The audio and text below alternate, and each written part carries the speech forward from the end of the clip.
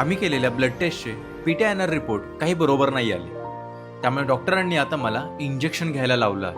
नमस्कार, मी तुमचा श्री.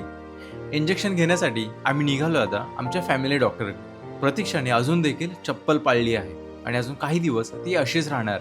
मी 6 महिने तरी बाईक नाही चालू शकणार, त्यामुळे ऑटोनेच निघालो. उसरली गावात जायचं. ते रेल्वे फाटक आहे ना, ते जस्ट क्रॉस करायचं. थोडं हळू चालला.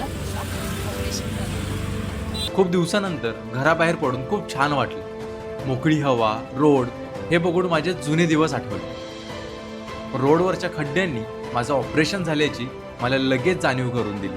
नॉर्मली इंजेक्शन आपण कुठे घेतो, दंडात घेतो, खुब्यात घेतो, पण आता जे मला इंजेक्शन दिलंय ते इंजेक्शन पोटामध्ये दिलंय आणि लिटरली मला असं वाटतं की आता कोणीतरी ते चाकू मारतो, इतकं जबरदस्त पेन होते मला.